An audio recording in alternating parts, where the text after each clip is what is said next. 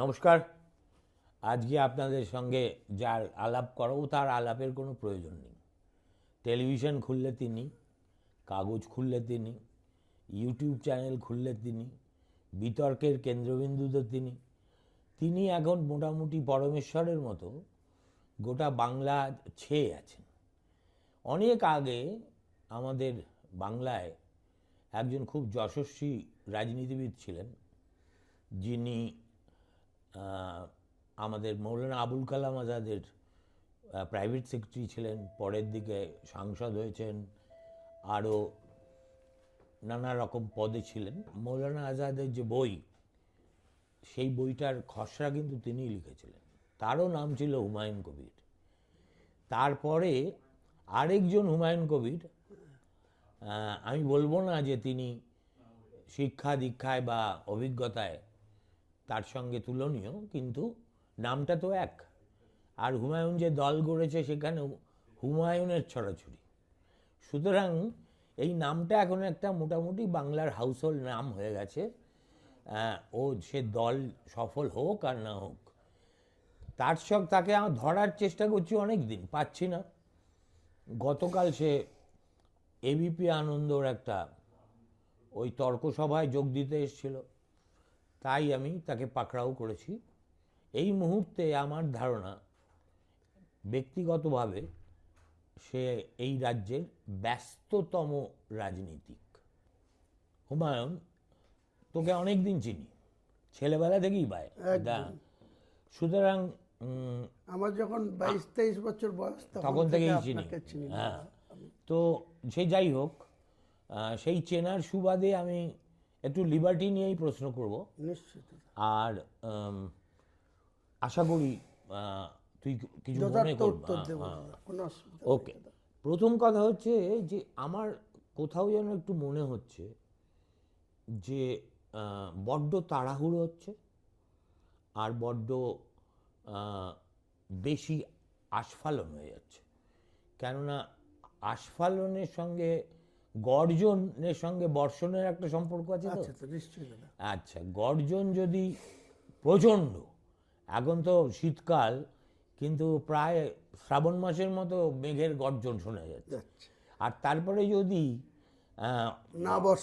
না বর্ষায় আর দেখা যায় যে দিল্লির লাড্ডু হয়ে গেল, যে খায়া অভি পস্তায়া, তখন কি করবি? দেখুন দাদা, আমি আপনাকে যথাযোগ্য অত্যন্ত শ্রদ্ধার সঙ্গে এটুকু বলছি যে আপনারা যত অভিজ্ঞ মানুষ, সেই আপনাদের আশীর্বাদ নিয়ে আপনাদের পায়ে প্রণাম করে আমি এটুকু বলছি, আমি অত্যন্ত নিজের প্রতি আমার প্রচণ্ড আত্মবিশ্বাস, সেটা তো আছে। আমি যে কোনো কাজে, আপনি শুধু রাজনীতিতে না, আমি আমার পরিবারের বা আমাদের বাবা মায়ের, আমরা 5 সন্তান, এই মানে 5 ভাই আর 3 বোন। 2 বোন মারা গেছে, 1 বোন আছে, আর 5 ভাইয়ের মধ্যে 2 মারা গেছে, 3 আছি। বড়দা আছে 78 বছর বয়স, মেজদার পরেরটা আছে 68 বছর বয়স, আর আমি ছোট, আমার বয়স, মানে আমার বড় মারা গেছে আর মেজো মারা গেছে। তো যাই হোক, পৃথিবীতে উপরওয়ালা রেখেছে। আমি আমার 20 বছর বয়স যখন, 1982 সাল, তখন থেকে যুব কংগ্রেস দিয়ে শুরু করি। তখন প্রায়, তারও আগে একটা ছোট্ট প্রশ্ন আছে। আমি যতদূর জানি যে তোমার বাড়ির লোকেরা সবাই খুব উচ্চশিক্ষিত, তারা অধিকাংশই শিক্ষকতা করেছেন। সেই শিক্ষকের বাড়িতে এইরকম একটি মানে ছেলে যে লেখাপড়াটাই মন দিয়ে করলো না, এটা হলো কি করে? দেখুন, আমার বাবারা 4 ভাই ছিলেন, আমার বাবা সব থেকে বড়। মেজো ভাই ছিলেন, তিনি ভালো ফুটবলার ছিলেন এবং পড়াশোনাতেও ভালো ছিলেন। কাকা, তিনি এতটাই পড়াশোনায় ছিলেন, মেধাবী ছিলেন, কামারপুকুর মিশন, রামকৃষ্ণ মিশন স্কুলের ইংলিশের টিচার ছিলেন। এই যে আমার হুমায়ুন কবির নাম, আমার বড়দার নাম সিরাজদৌল্লা, এসব ইতিহাস থেকে আমার কাকারই নাম রাখা। আমার মেজো ভাইয়ের নাম ছিল আলাউদ্দিন, তারপরে আমানুল্লাহ, তারপরে আহমেদ বেন মেল্লা, আমার নাম হুমায়ুন কবির, সব আমার কাকার রাখা, কারণ বাবা পড়ালেখা কম জানতেন। তিনি, আমার দাদু অনেক তাড়াতাড়ি মারা গিয়েছিলেন, খুব জেদি মানুষ ছিলেন। তখনকার দিনে আমার দাদু 16 কাঠা জায়গার জন্য একটা বাগান বাড়ির পাশে, আমাদের গ্রামে একজন যোদ্ধা ছিলেন, তার নাম হিপাস্তুল্লাহ মিয়া। সে এত জেদি ছিল আর এত আস্ফালন করতেন যে কাউকেই তিনি মানুষ বলে গ্রাহ্য করতেন না। তো আমার দাদুর নাম ছিল একিমউদ্দিন শেখ। তার বিরুদ্ধে বহরমপুর জজ কোর্টে, মুন্সেফ কোর্টে মামলা করেছিলেন। তখনকার দিনে 16 কাঠা জায়গাতে মামলা জেতার জন্য আমার দাদু 50 বিঘা জমি বিক্রি করেছিলেন 5 বছরে, শুধু এই মামলায় জেতার জন্য। কত বড়, তার মানে দাদুর ডিএনএটাই তোর মধ্যে এসেছে। আচ্ছা। তার নাম একিমউদ্দিন শেখ ছিলেন। আমার বাবারা নিষেধ করেছিল যে তুমি এই 16 কাঠা জায়গার জন্য এত জমি বিক্রি করে দিচ্ছ, 500 টাকা বিঘা, 700 টাকা বিঘাতে তখনকার দিনে, আজ থেকে 90 বছর আগের কথা, করে দিয়েছে। জায়গাটা অবশ্য জিতেছে, মামলায় জিতেছে, কিন্তু আমাদেরকে কি করে দুর্বল করে দিয়ে গেছে। নিঃস্ব করে হ্যাঁ, 16 নিঃস্ব কাঠা। করে 16 কাঠা, 50 বিঘি জমির বিনিময়ে 16 কাঠা জায়গা তিনি কোর্টে জিতলেন। তো সেই পরিবারের সদস্য, আমাদের নামকরণটা আমার যে ল কাকা সাইফুদ্দিন নাম ছিল, তিনি সিউড়িতে বিয়ে করেছিল, বীরভূমের সিউড়ি। এখনও লমা বেঁচে আছে। তার এক ছেলে শের আফগান, সে সরকারি স্কুলের হেড টিচার, আগে বারাসাতে ছিল, এখন ট্রান্সফার হয়ে সিউড়িতে গেছে। সে আমার একমাত্র ল কাকার ছেলে, ডাকনাম বাবু।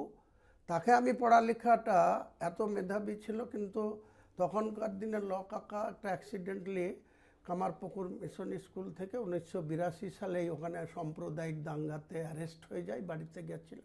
অ্যারেস্ট হওয়ার পর সাসপেন্ড হয়ে যায়। আমার এই ভাইকে আমার রোজগারের টাকা থেকে পড়াশোনা করিয়েছিলাম।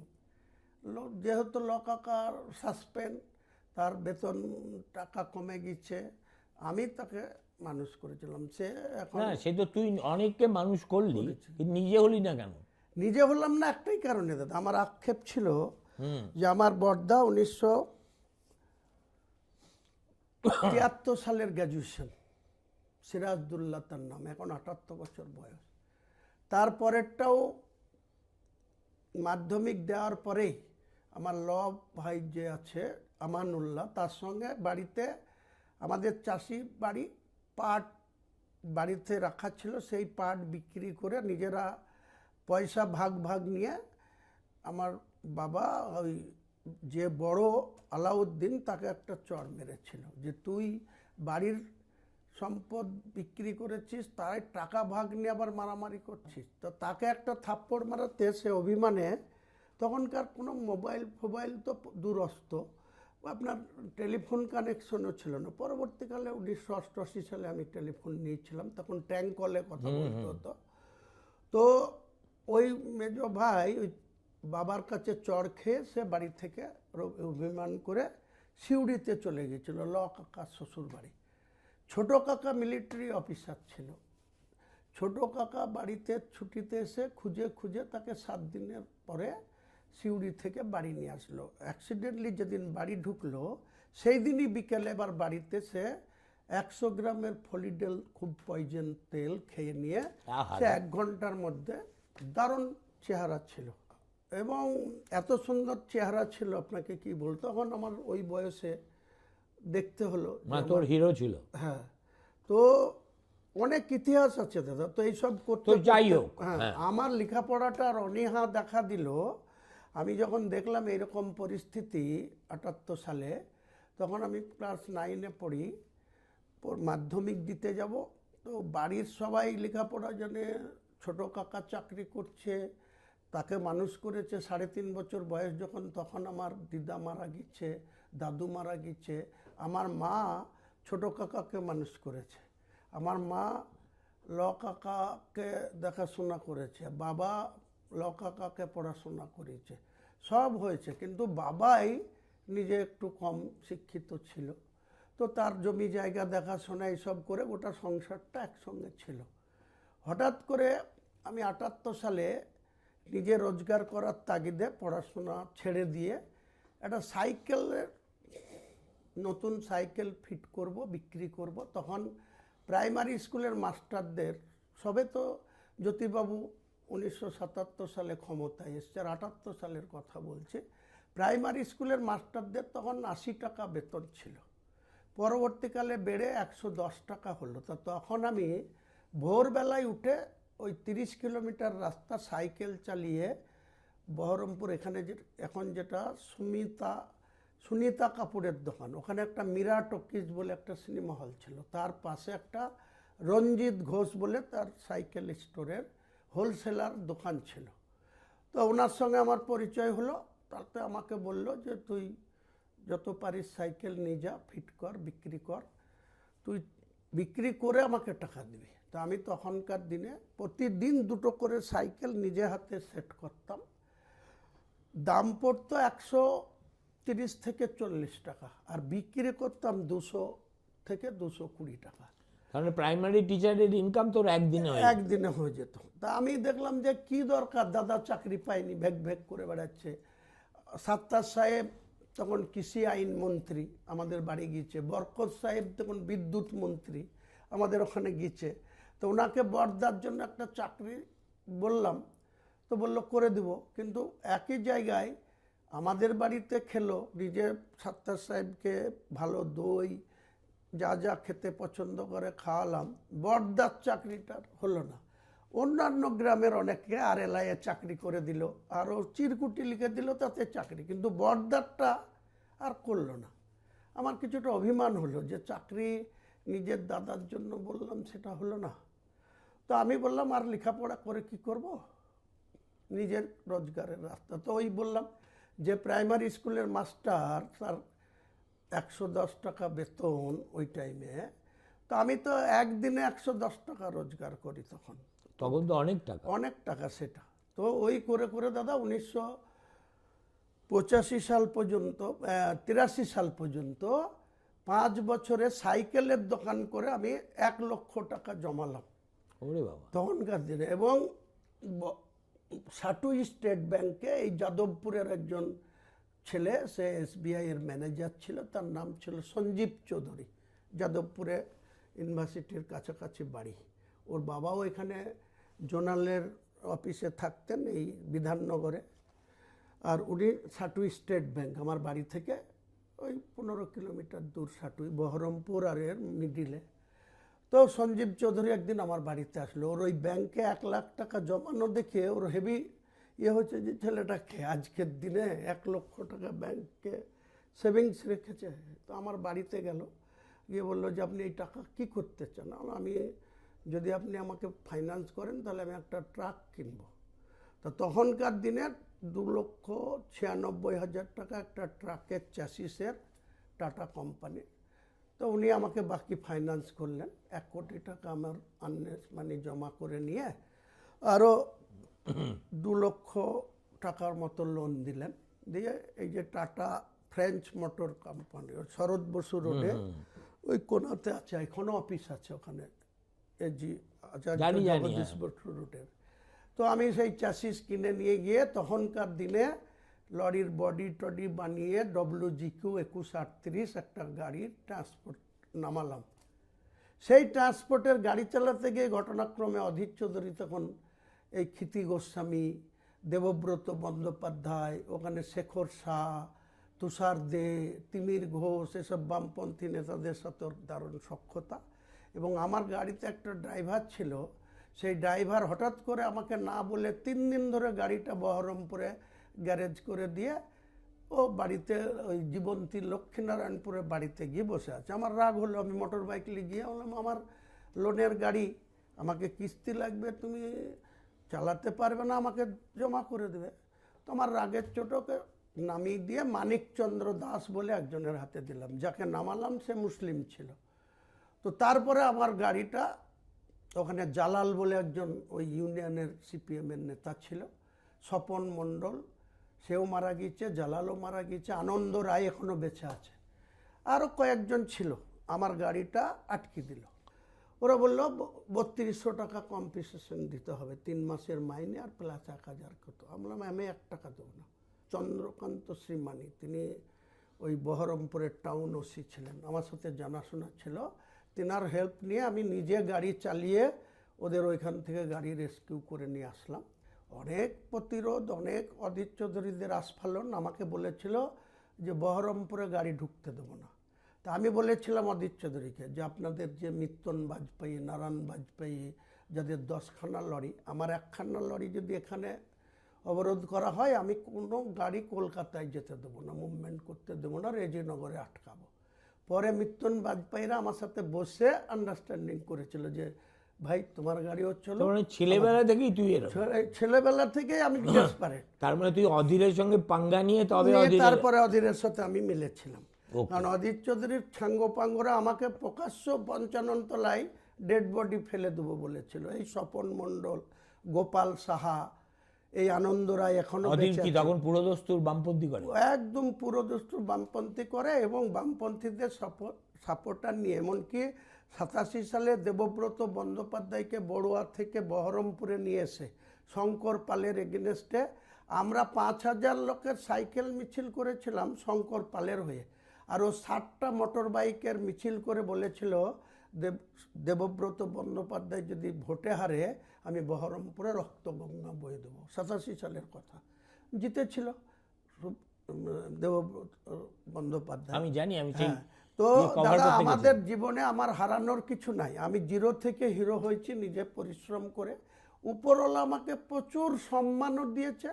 আজকের দিনে আমার বাবার বড় ছেলে, সে আমার উপরে আমাকে তুই বলে কথা বলার সাহস দেখায় না। আমি এত বলি যে তোমার থেকে আমি এত ছোট, তুমি আমাকে শাসন করে কথা বলবা, কোনো ভুল হলে তুমি আমাকে দেবা। তুমি গ্র্যাজুয়েশন করেছো, আমি মাধ্যমিকটাও তখন পাস করিনি। পরে অবশ্য দাদা প্রাইভেটলি আমি হাই সেকেন্ডারি করে নিয়েছি, গ্র্যাজুয়েশন করে নিয়েছি, সেটা পরের কথা। কিন্তু প্র্যাকটিক্যালি তো আমি স্কুলে 9 পর্যন্ত, অধীর চৌধুরীরও সেই বিদ্যা। 1974 সালে 9-এ পড়াশোনা করতে করতে জরুরি অবস্থায় গ্রেপ্তার হয়েছিল, 5 বছর জেলে ছিল বহরমপুর আর এই দমদম জেল মিলে। গ্রেপ্তার করার কারণ কি ছিল? অধীর চৌধুরী জরুরি অবস্থায় ও যে ওই স্মাগলারের মতো ওখানে নকশালের মতো ওকে নকশাল ভেবে তখন 1974 সালে এই সিদ্ধার্থ শঙ্কর রায়ের বুঝেছি, তখন গ্রেপ্তার করে ঢুকিয়ে দিল। তো আমি দাদা পিছন ফিরে তাকাইনি।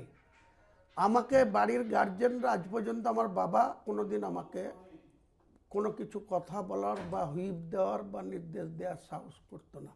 তবুও শুধু যখন একটা দাদা মারা গেল তার থাপ্পড়ে আবার একটা ঘটনা ঘটলো 1994 সালে। আমার যে ছেলে, ওর ডেট অফ বার্থ হচ্ছে 9/5/1994। এ যখন ওর মায়ের পেটে, তখন ফেব্রুয়ারি মাসে 94 সালে আবার আমার বড়টা সে রেলে সুসাইড করলো। তারও দারুণ চেহারা ছিল। সে আবার এই ভাইয়ের সাথে, এই যে আছে যার 4 ছেলে, একটা পুলিশে, 3টে হাই স্কুলের মাস্টার, এর বাবার সাথে আবার গন্ডগোল করে এ রেলে গলা দিল কাটুয়ায়। বাড়ি থেকে ট্রেনে চেপে গিয়ে কাটুয়ায় চাপ দিল। তখন আমি আমার বাবার বাড়িটাও ছেড়ে দিলাম। আমি বাড়ি থেকে আজ অবধি আমার বাবার কোনো সম্পত্তি নিইনি, বাড়ির কোনো জায়গা নিইনি, নগদ কোনো টাকা নিইনি। আমি যখন সাইকেলের দোকান করেছিলাম তখন মায়ের সাথে মাত্র 2000 টাকা নিয়েছিলাম 1978 সালে। আজ আমার মা বেঁচে আছেন, 99 বছর বয়স।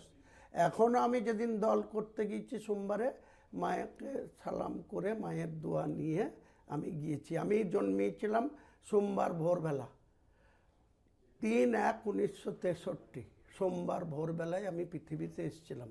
তার জন্য আমি যখন দল করব ভাবলাম, তখন দেখলাম যেদিন আমি এই পৃথিবীর আলো দেখেছি, ভূমিষ্ঠ হয়েছে আমার মায়ের কাছ থেকে, তো সেই বারবেলাটাই করি। ভালো করেছি, সেটাই। তা নিয়ে আমার কোনো বক্তব্য নেই। আমার যেটা বক্তব্য সেটা হচ্ছে হুমায়ুন কবিরকে আমি চিনি বলে আমি কতগুলো জিনিস নিয়ে উদ্বিগ্ন। সেটা হচ্ছে প্রথম কথা যে দেখ, তোর অতীতের দিকে যদি তাকাস, আমি কিন্তু খুব ফ্র্যাঙ্কলি কথা বলছি, নিশ্চয়ই আপনি নিঃসংকোচে বলতে পারেন দাদা। তুই ইউ আর নোন, তোর যে পলিটিক্যাল রাইজ এভরিথিং লোকে চেনে, সব কিছু হচ্ছে কংগ্রেসের জন্য। নিশ্চয়ই দাদা। সেখান থেকে তুই টিএমসি গেলি, সবাই গেছে, তুই আমার পরিচিতি বা আমার যেটুকু সম্মান সবই আজকেও কংগ্রেসের লোকেরা তোকে যতটা চেনে, টিএমসির লোকেরা ততটা চেনে কিনা আমার ডাউট পাত্তাই আছে। দেয় না দাদা। হ্যাঁ, ঠিক আছে। তারপরে টিএমসি এলি, আবার বিজেপি গেলি। এবার আমাকে বল, বিজেপিতে ঘর করতে কেমন লাগলো? বিজেপিতে দাদা আমি মনে প্রাণে বিজেপিতে যাইনি। 2018 সালে পঞ্চায়েত নির্বাচন, 2012 সালে যখন তৃণমূলে আসলাম, কংগ্রেসের বিধায়ক পদ থেকে রিজাইন দিলাম 20 নভেম্বর 2012। তারপরে 21 তারিখে হঠাৎ করে দিদি মন্ত্রী বানিয়ে দিল আমাকে আর কৃষ্ণেন্দ্র নারায়ণ চৌধুরী ইংলিশ বাজারে। এই 42-এর মধ্যে দুজন। আমি প্রথম রিজাইন করি, আমার 2 ঘন্টা পরে ওই 20 নভেম্বর ইংলিশ বাজারের কৃষ্ণেন্দ্র নারায়ণ। কেন রিজাইন করলি? একটাই কারণে ছেড়েছিলাম দাদা। সেটা কোন ইয়ারে? 11তে? 12তে যখন কংগ্রেসের সবাই ছেড়ে চলে আসলো, মানুষ ভূঁইয়া, আবু হেনা, মনোজ চক্রবর্তী, গনি খানের ভাই, তারপরে আলিপুরদুয়ারের একজন। মনোজ ইয়েতে গেছিল নাকি? হ্যাঁ, মনোজ টিএমসি গেছিল? না, ওরা জয়েন্টে ছিল না দাদা 2011। ও আচ্ছা, যখন, হ্যাঁ, 20 মে যেদিন মুখ্যমন্ত্রী হলো। তার মানে কিন্তু কংগ্রেসের যে কোটা থেকে তুই আর কৃষ্ণেন্দু অলি? কংগ্রেসের কোটা থেকে না দাদা, তাহলে? কংগ্রেসের বিধায়ক পদ রিজাইন করে 2012 সালের 21 নভেম্বর হলো। ওখানে আমাকে বিধানসভা থেকে, আমি স্ট্যান্ডিং কমিটির মিটিং করছিলাম, খাদ্য দপ্তরের আমি সদস্য ছিলাম। আমার চেয়ারম্যান ছিল বজবজের এমএলএ অশোক দেব। তো অশোক দেবের সঙ্গে মিটিং করছি, in the time Mukul Roy শুনেছে যে আমার সাথে অদিত চৌধুরীর একটা ঝামেলা হয়েছে। সেই খবর শুনে মুকুল রায় এসে বিধানসভা থেকে আমাকে ওর লালবাতিওয়ালা গাড়ি নিয়ে তুলে নিয়ে দিদির কাছে চলে গেল। তো 12-11 সোমবার গিয়ে রাইট আসে দিদির চেম্বারের এন্ট্রি চেম্বারে আমাকে বসিয়ে দিই। মুকুল রায় বাইরে চলে গেল। দিদি কিছু কাজপত্র ছেড়ে আমার কাছে এন্ট্রি চেম্বারে গৌতম সান্যাল আর দিদি আর আমি। সেদিন দিদি আমাকে বলল যে তুমি কি হয়েছে? আলাম এই সমস্যা দিদি, তা আমি কংগ্রেসটা ছেড়ে দেবো। তো বললো তাহলে তুমি পদত্যাগ করে আসো। আমার ঠিক আছে, আমি পদত্যাগ করেই চলে আসবো। তো আমি শুধু বলেছিলাম দিদি আমার অদিতদার সঙ্গে যে সমস্যা, তাতে আমাকে বেঁচে থাকতে গেলে, রাজনীতি করতে গেলে আমার শুধু সিকিউরিটিটা দরকার। তখন তুই টিএমসি বা জিতে আসিসনি? না না, আমি তো বাই ইলেকশন 2023 ফেব্রুয়ারি 2013, এই তৃণমূলরাই তো আমাকে হারালো, মেনেই নিতে পারলো না। সুব্রত শাহ একটা জিতেছিল 2011-তে, বাকি 14টা আমরা কংগ্রেস, 7টা বাম। তুই তখন বুঝিসনি যে টিএমসির চরিত্র কি? তখন বুঝতে পারেনি দিদি দাদা যে মমতা ব্যানার্জি এত মিথ্যা কথা বলতে পারে, বা আমার সাথে 35 মিনিট যে নাটকটা করেছিল। মুকুল রায় কিন্তু ঢুকিয়ে দিয়ে বাইরে ছিল, সঙ্গে ছিল না। গৌতম সান্যাল আর উনি আর আমি। আমাকে বললো, আমার নাম বললাম, দিদি আমি কিন্তু কংগ্রেস থেকে জিতে এসেছি, আপনাদের কোনো ওখানে কিছু ছিল না, তো আমরা 14টা জিতেছি, আমি আজ রিজাইন দেবো, আমি কিন্তু আর রিকভারি করতে পারবো না সিট এত তাড়াতাড়ি। বললো না, আমি তোমার পাশে থাকবো, তোমাকে জিতিয়ে আনবো, এই করবো তাই করবো। জিতিয়ে আনা তো দূরের কথা, সবাই গেল, সুলতান আহমেদ, সৌগত রায়, পার্থ চট্টোপাধ্যায়, বাত্য বসু, সব নেতা গেল, কিন্তু জিততে পারলাম না। কেন? অদিত চৌধুরীর তখন প্রবল ওখানে ক্ষমতা, 14টা এমএলএ জিতেছে। রেজিনগরেই দাঁড়িয়েছিলি? রেজিনগরেই বাই ইলেকশনে এদের প্রতীক নিয়ে দাঁড়ালাম। আমি শুধু জিততে পারলাম না তাই না, আমি তাদের 3য় স্থানে চলে গেলাম। মানে 16,000 ডিফারেন্স হয়ে গেল। সেকেন্ড যে হলো তার 11,000 আর আমার 16,000। আর এই যে রবিউল আলম চৌধুরী, ও তখন রবিউল আলমটা লিখলো না, অদিত চৌধুরী তার ভাই প্রমাণ করতে গিয়ে রবি চৌধুরী দেয়ালে লিখলো, বলে অদিত চৌধুরীর ভাই, ওই নুরুল ইসলাম চৌধুরীদের বাড়ির। সেই সুবাদে তখন আমি মন্ত্রী, আমার আর জিততে পারলাম না, কিন্তু একটা প্লেন এমএলএ জিতে গেল রবিউল আলম চৌধুরী, হয়ে গেল। তারপরে রবিউল তো আবার টিএমসি ছিল 16তে আমি, তখন রবি দাঁড়িয়েছিল কংগ্রেসে, তার সঙ্গে সিপিএম সাপোর্ট দিল, আরএসপি দাঁড়ালো, আরএসপি সেকেন্ডে চলে আসলো, আমি থার্ডে চলে গেলাম। 23 ফেব্রুয়ারি 2013, 28 তারিখে গণনা হলো। আজকে কি পিছনে ফিরে মনে হয় যে 2013তেই তোর বোঝা উচিত ছিল যে আমি মানে ভুল জায়গায়, from frying pan to fire? হ্যাঁ একদম দাদা, এটা আমি স্বীকার করছি আপনার সামনে যে মমতা বন্দ্যোপাধ্যায়ের মতো মানুষ যে এত মিথ্যা কথা বলতে পারেন বা এত মিথ্যাচার করতে পারেন, আমি একটা জল। হারিয়ে দিল কি টিএমসির লোকেরাই? টিএমসির লোকরা, সুব্রত সাহা মন্ত্রী, সে আমার হয়ে ডায়াসে বক্তৃতা করছে। আজকে লালগোলার এমএলএ মোহাম্মদ আলী আমার খাচ্ছে রেজিনগরে। এখানে কিষাণ কংগ্রেসের জেলা সভাপতি আব্দুল মাতিন, তার বড়ুয়াই বাড়ি, মাস্টার ছিল, সে এখনো কিষাণ কংগ্রেসের সভাপতি। ও আমার ঘি দিয়ে, আলুসোনা দিয়ে, মুরগির মাংস দিয়ে খাচ্ছে, আর আমার বিরুদ্ধেই লোককে বলছে, কংগ্রেসের গুণগান গাইছে। এই করে হেরেছি। আমাকে এমনকি মোহাম্মদ আলী বলেছিল যে কি পার্টি আমাদের, আপনি কংগ্রেসের এমএলএ পদত্যাগ করে মন্ত্রী হয়ে গেলেন, আর আমি জানতে পারলাম না আমি জেলার সভাপতি তৃণমূলের। তাহলে তোমার নেতাকে জিজ্ঞেস করো গা, নেত্রীকে কেন করেছে, আমি চাইতেও যাইনি, আমি কি করব। তো ওরা পরিকল্পনা করে সেদিন আমাকে হারালো। কিন্তু তার জন্য তাদের কারোর শাস্তি হলো না? না, কোনো শাস্তি আজও হবে না। যারা অপরাধ করবে, যারা করাপ্টেড, তাদের কোনো শাস্তি হবে না, পুরস্কৃত হবে। আজও হচ্ছে। আজও যারা 2012-তে ওতে পরে আসছি। তো তারপরে 13 থেকে 16, 13 থেকে দাদা আমি হেরে যাওয়ার পর আমাকে 31শে মে, ফেব্রুয়ারিতে হারলাম, মার্চ, এপ্রিল, মে এসে এই যে কলকাতার টাউন হল, রাজভবনের সামনে, যেটা টাউন হলে ডেকে দিদি আমাকে কি করলো, সেই সময় হোম সেক্রেটারি বাসুদেব বন্দ্যোপাধ্যায়, পরে চিফ সেক্রেটারি, বাসুদেব বন্দ্যোপাধ্যায় ছিলেন সেন্ট্রাল সিল্ক বোর্ডের মেম্বার, রাজ্য থেকে একমাত্র পোস্ট, গোটা রাজ্য থেকে একটা করে। আর কর্ণাটক থেকে 2 জন ছিল, সে আবার ওই সিল্ক বোর্ডের চেয়ারম্যান পোস্টে ছিল, যতটা রাজ্য থেকে 1 জন করে। তো ছিল বাসুদেব বন্দ্যোপাধ্যায়, তাকে সরিয়ে আমাকে সিল্ক বোর্ডের মেম্বার করে দিল 2013 সালের 31শে মে। আমি 28শে ফেব্রুয়ারি পরাজয় হওয়ার পর। সিল্ক বোর্ডের হেডকোয়ার্টারটা কোথায়? সিল্ক বোর্ডের হেডকোয়ার্টার দিল্লিতে। তার চাকরি করতে দিল্লি চলে যেতে হলো?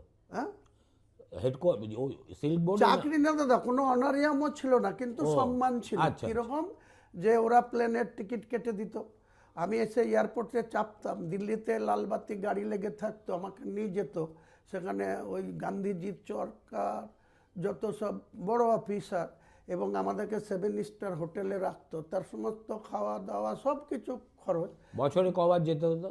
বছরে ধরুন 5 থেকে 6 বার মিটিং ডাকতো, ইমার্জেন্সি যখন, সেখানে গিয়ে সাইন করা, রাত্রে পৌঁছাতো, তো হোটেলে থাকতে হতো, এলাহি খাওয়া দাওয়া। কিন্তু আমি না স্মোক করতাম, না ড্রিঙ্ক করতাম। আর একজন মুসলিম ছিল কাশ্মীরের, সে কিন্তু ওসব করতো, কিন্তু আমি সাদামাটা খেয়ে ঘুমাতাম। আর আমার সঙ্গে যত কমিটির মেম্বার ছিল তাদের অনেক কিছু ভালো, সবই চোখে চাক্ষুষ করতাম। আমি ওটা ছিলাম 31শে মে 2013 থেকে 16ই আগস্ট 2016, এই টাইমটা ছিলাম। 1 পয়সা কোনো অনারিয়াম ছিল না, কিন্তু সম্মানটা ছিল, এই পোস্টটা দিয়েছিল। পাশাপাশি ওয়ার্কিং প্রেসিডেন্ট করে দিল, মোহাম্মদ আলী ডিস্ট্রিক্ট প্রেসিডেন্ট, লালগোলার বর্তমান এমএলএ, আর আমাকে ওয়ার্কিং প্রেসিডেন্ট জেলার। তো এটা নিয়ে চলতে লাগলাম। এইবার 14তে তখন স্টার আনাম ছিল। 14তে যেদিন লোকসভার প্রার্থী ডিক্লেয়ার করছে 4টের সময়, 2টো অবধি আমার নাম বহরমপুরে সম্ভাব্য অধীর চৌধুরীর বিরুদ্ধে প্রার্থী। আমি বলতে যাইনি, ওনারাই বলল।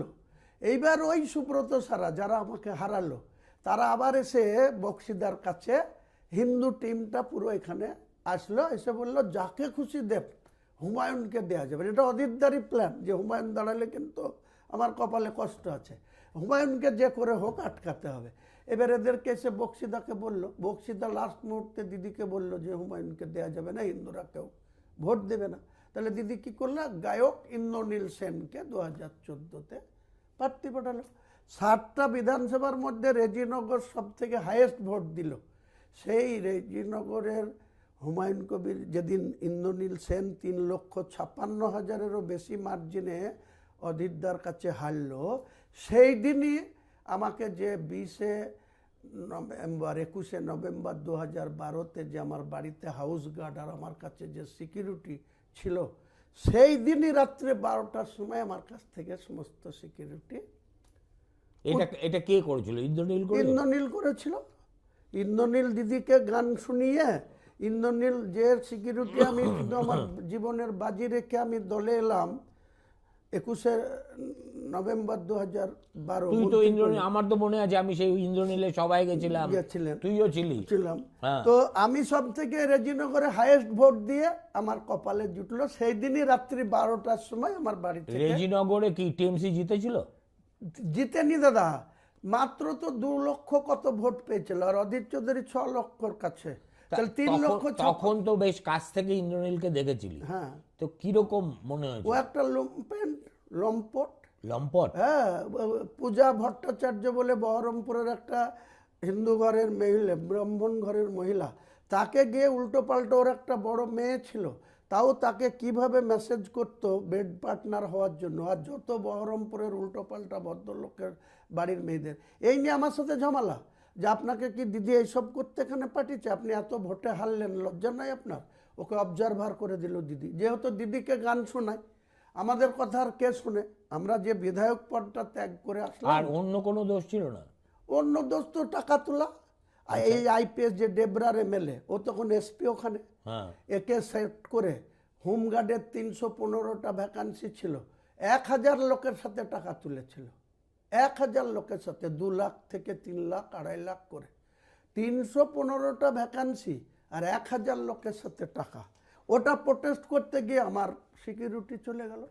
আমি এখানে কালীঘাটে, যারা টাকা দিল এবং পেল না, তারা কেন ওর পিছনে পড়ে গেল না?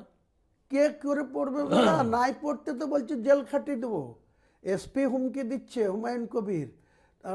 নালা বলে একজন ডিআইজি ছিল হোমগার্ডের, নন বেঙ্গলি, তিনি বীরভূমে নিয়োগ করে আসলো, অনুব্রত মতো জায়গায় কোনো সমস্যা হয়নি, আর বহরমপুরে এসপি, ডেবরার এসপি আর এরা, আমিও, ওরা বাগা ওল হলে আমিও বাগা তেঁতুল। ওরা রাত্রি 2টোর সময় যে প্যানেল টাঙালো, সেই প্যানেলের এগেনস্টে হাইকোর্ট করে দিলাম, দিয়ে স্টে করে দিলাম। অনেক 5 বছর পরে সেটা নিয়োগ করতে পেরেছে, টাকা নিয়ে চলে এসছে, টাকা কাউকে ফেরত দেয়নি। আচ্ছা। অনেক লোককে ফাঁসি দিয়ে এসছে। আলহামদ সাইম বলে একজনা, তাকে দিয়ে 100 জনের কাছে টাকা তুলে নিয়েছে, সে আর বাড়ি থেকে বেড়াতে পারে না। এই ইন্দ্রনীলের কর্ম। তো ও কি সেটা পাবলিকলি বলতে রাজি? কে? ওই আলাউদ্দিন না কি নাম বলি? সে ভয়ে বলবে না, সে আমার এই দলে এই দিন রায়াসে ছিল, এখন আমার সঙ্গে থাকবে, কিন্তু তারা ভয়ে, পুলিশকে ভয়, মিথ্যা মামলা দিয়ে দেবে, জেলে ঢুকিয়ে দেবে। উজ্জ্বল মণ্ডল বলে একজন ছিল, তাকেও তৃণমূল পাত্তা দেন। এক সময় আমাকে মানে 100,000 জনের কাছ থেকে 3 লাখ টাকা নেওয়া, মানে 2 লাখ 2.5 লাখ 3 লাখ। ওকে, তাহলে আবার আইসিডিএস এর চাকরি দেবো বলে 1 লাখ 1.5 লাখ করে এইসব টাকা তোলা ছিল ওর কাজ, আর আমার কাজ ছিল তার প্রতিবাদ মানে ও করা। কত টাকা তুলেছে? 500 কোটি কত টাকা? টাকা তো যা তুলেছে, সেই টাকা কোথায় গিয়েছে, কাকে দিয়েছে ও জানে। আমি ধর্না ধরেছি দাদা, যে কালীঘাটের বাড়িতে একবার দিদিকে দেখা করব। তো কতদিন এসে ঘুরে ঘুরে গিয়েছি, একদিন ঢুকতে দিল, 1.5 ঘন্টা বসিয়ে রেখে দিদি বাড়ির ভিতরে কালীঘাটে অভিষেকের মেয়েকে নিয়ে খেলা করছে, আমাকে বসিয়ে রেখে 2 ঘন্টা পরে বলেছে দেখা হবে না, পরে ডেকে নেবে নবান্নে। এই অবস্থা গিয়েছে দিদি দাদা আমার। এইটা কখন? এইটা কোন, কবে, কোন ওই বছর? 2000 যখন 15তে, 2016তে তোকে হারিয়ে দিল, 13তে হারিয়ে দিল, হ্যাঁ 16তে আমাকে টিকিট দিল না, আমার জায়গায় এক সভাধিপতি সিদ্দিকা বেগমকে দিল, শুভেন্দুর কথা শুনে। শুভেন্দু তখন এমপি প্লাস ওই জেলার অবজারভার। ইন্দ্রনীলের বিরুদ্ধে কমপ্লেন করলাম এসব টাকা তোলা, তাই ওকে সরিয়ে নিল অবজারভার থেকে, দিয়ে শুভেন্দুকে দিল মুর্শিদাবাদ। শুভেন্দু যে সেই সময় কংগ্রেসটাকে একদম তছনছ করে দিল, একদম শেষ করে দিল।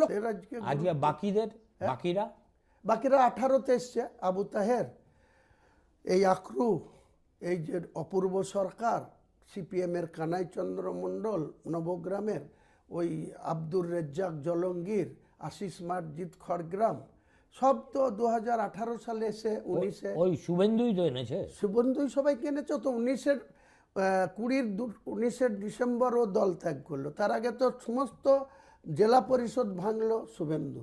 উপরওয়ালা আমার যেটুকু দেয় সেটাই আমি শান্তি। আমি তাহলে তোর এত টাকা কোত্থেকে আসে? এত টাকা কিছু দাদা, আমি ব্যবসা করি, রোজগার করি, ন্যায় পথে রোজগার করি। একটা তোর ব্যবসাটা কিসের? আমার ব্যবসা আগে ছিল, মানে সিপিএম এর আমলে আপনার ট্রান্সপোর্ট ব্যবসা ছিল, কয়লার ব্যবসা ছিল, তারপরে আপনার পরবর্তীকালে কয়লার ব্যবসা বলতে? কয়লা নিয়ে এসে ভাটাতে দিতাম। ও আচ্ছা, কৈলাসেল ওখানে সাপ্লায়ার। হ্যাঁ সাপ্লায়ার, তাতেও ওই এদেরকে পুলিশকে মান্থলি দিতে তো খুব কম। আজকের দিনে ওপেন তার মানে আনুমানিক এই তারপরে তো শুভেন্দু চলে গেল, হ্যাঁ তারপরে এই সোনার খনির মালিক কে হলো? এখন কে হলো ওরাই জানে দাদা। এখন তো আর সেই রকম রবরবা নাই। ইনামুল হক গ্যারেজ হয়ে গেল, অ্যারেস্ট হলো। বিএসএফ এর একজন অফিসার অ্যারেস্ট হলো। এই মুকেশ সাহেবরাও এখানে চলে আসলো, পরে ডিআইজি হলো, পরে এখন তো পুলিশ তো কমিশনার। এই কয়লা চুরিতে কি ওই ইয়েও ইনভলভ ছিল, ওই যে এসপি হুমায়ুন কবির, তোর নামের নেমসেক? ও কয়লা চুরিতে ছিল কিনা আমি জানি না দাদা, কিন্তু যখন ওই টাইমে ও এসপি আমাকে হারানোর সঙ্গে পুরো অদিত চৌধুরী সেটআপের সঙ্গে পুরো সাপোর্ট ছিল। 40 লাখ টাকা নিয়েছিল ওদের সাথে। আমি তৃণমূলের সরকারের প্রতীকে আমি ভোটে লড়ছি, আর সেই দলের এসপি হুমায়ুন কবির কংগ্রেসের সঙ্গে আন্ডারস্ট্যান্ডিং করে আমাকে 3য় স্থানে পাঠিয়ে দিয়েছিল। আমাকে এসবও সহ্য করতে হয়েছে। তারপরে নির্দল হলি, হারলি। নির্দল হয়ে 5000 ভোটে হারলাম। এদের দুটো পার্টির জমানা, সেন্ট্রাল পার্টিরও জমানা বাজপ্ত করলাম, স্টেট পার্টিরও জমানা বাজ। আপনি বোঝেন 1 লাখ সেম রেজিনগর, হ্যাঁ সেম রেজিনগর। রেজিনগর। তারপরে বিজেপিতে গেলি কবে? বিজেপিতে গেলাম 2018-তে। এই যে মুকেশ কুমার এসপি আর শুভেন্দু অবজারভার, এই যে শাহনওয়াজ বেগম আবার পদত্যাগ করে এখন জেলা পরিষদের সদস্য পদ ছেড়ে কংগ্রেসে গেল। এ তৃণমূলের ক্যান্ডিডেট, আর আমাকে অদিত চৌধুরী আবার জেলা পরিষদে ওই এমএলএ থেকে মন্ত্রী থেকে আবার আমার ডিমোশন হলো। আমাকে বললো তোকে কন্টেস্ট করতে হবে জেলা পরিষদে। আমি রাজি ছিলাম না, তাও অদিতদার কথা রাখতে গিয়ে দাঁড়ালাম। আমার ছেলেকে দাঁড় করালাম পিএস ক্যান্ডিডেট, আমি জেডপিতে দাঁড়ালাম। 133 জন গ্রাম পঞ্চায়েত প্রার্থী করলাম, পঞ্চায়েত সমিতি 33, জেলা পরিষদ 3। তারপরে তুই আবার কংগ্রেসে ফিরে গিয়েছিলাম অদিতদার কথায়। 2016 সালে হারার পরে, নির্দলে 5000 ভোটে হারার পরে 16 সালেই অক্টোবরে গৌরব গগৈ এখানকার অবজারভার ছিল, আর অদিত চৌধুরী প্রদেশ সভাপতি ছিল। বিধান ভবনে 45টা গাড়ির কনভয় নিয়ে আবার এসে ঢুকলাম। ঢুকে 18-তে ভোট করতে গিয়ে অদিত চৌধুরীর কোনো সাপোর্ট পেলাম না। পুরো মুকেশ কুমাররা জলঙ্গি থেকে ফারাক্কা, বড়ুয়া থেকে সব জায়গায় 26টা ব্লকের মধ্যে 23টা ব্লকে বিরোধীদের, বিজেপি, সিপিএম, কংগ্রেস কাউকে মনোনয়ন করতে দিল না।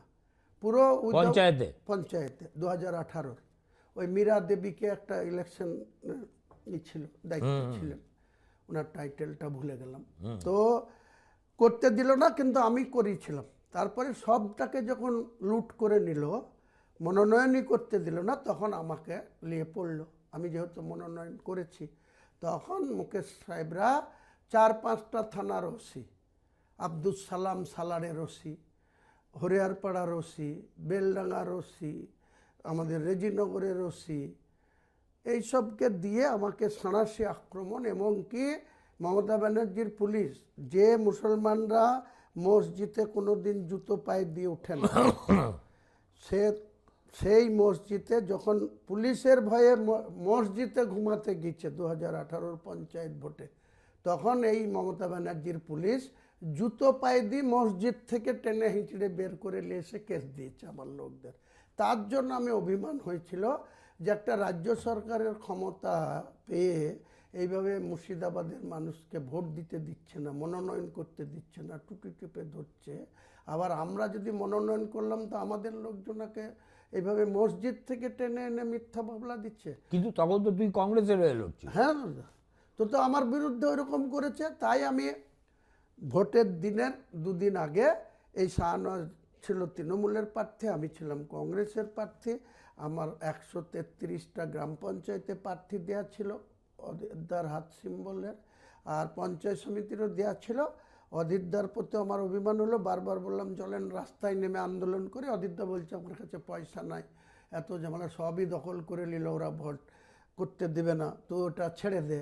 তা আমি অভিমান করে আমি ভোটের 3 দিন আগে বললাম, তখন তো সমস্ত ব্যালটে নাম হয়ে গেছে, তবুও বললাম যে আমরা ভোটের দিনে, পোলের দিনে কেউ এজেন্টস বসবো না, আমরা ভোটও করবো না। তার মানে ভোট পোলের দিনে করবো না মানে আর কাউন্টার ভেন্যুতে যাওয়ার কোনো প্রশ্নই আসে না।